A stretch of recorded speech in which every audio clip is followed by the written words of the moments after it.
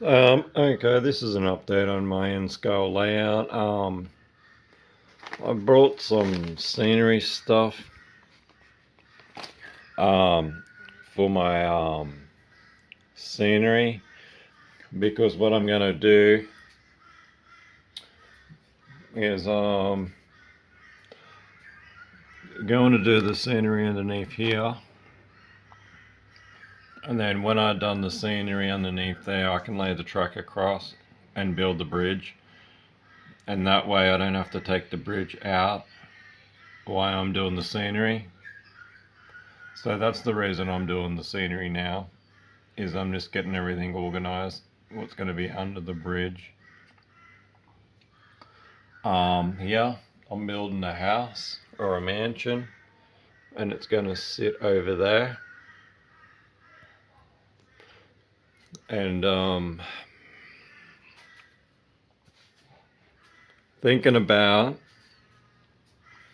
making this as a waterfall and a little river down there. And this is going to be all covered with water all the way down to there.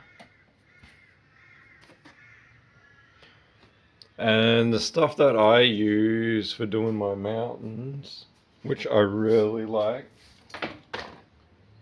is gap filler. So I put it over the plaster cloth and it comes out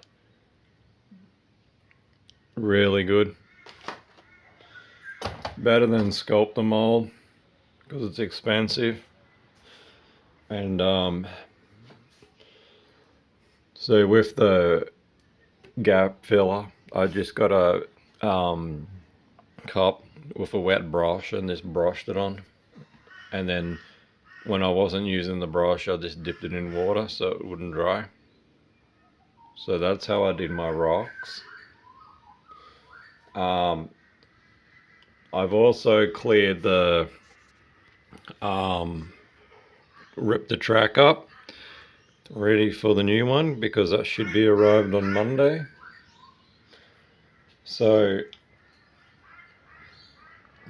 what I'm thinking about doing is like I'm gonna collect only mini tricks for the stuff for my modern equipment, because if I collect all different brands, I will waste too much money because I would have too much on my wish list. But if I stick to one brand and they bring out what 3 locomotives, then I can just choose which one I want, and then I don't have to worry about having so much on my wish list. And plus, I'd rather good quality locomotives because my opinion is that Europeans make the best trains, because I've had a look at European trains in the 1980s when they were made in the 1980s, and they look like today's standard. So that's why I favor European, like Mini Tricks,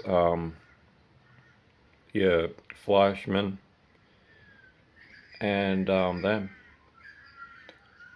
But I'm thinking about along the line go retro as well, like have a personal collection of retro, like Lifelike, Model Power, and Lima, and I'll just have a DC controller, because that's what I started out with, and I know they wouldn't be the best in today's standards, but that's what I grew up with. So, and without them brands,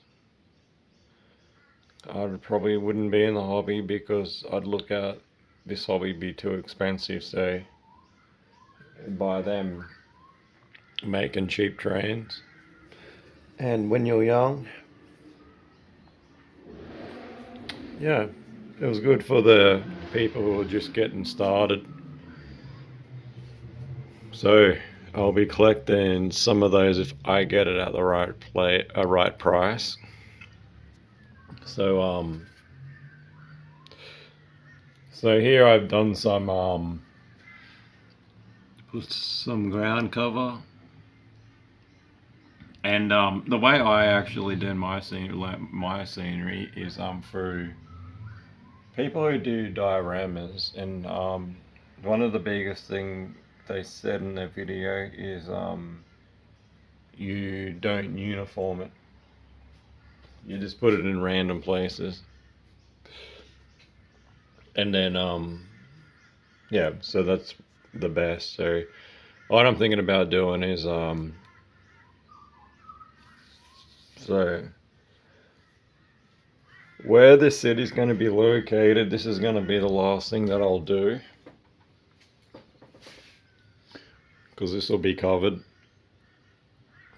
And I might put a tram line in, don't know yet, because there's plenty of room for a big tram line. And so I don't plan anything, because when I build something, I always change my mind. And sometimes the plan doesn't work, and when you build it, you have a better idea when you build it. Because there's a lot of changes, like, and it's so much better. So, and then I got some grass over there, so I'm gonna grass that up and buy some paint and do it that way. And be ordering a bridge over there. And so I can't wait to get my track and start running a train. But overall, I like my mountains, how they turned out with the gap filler. Easy to paint. So thank you for watching.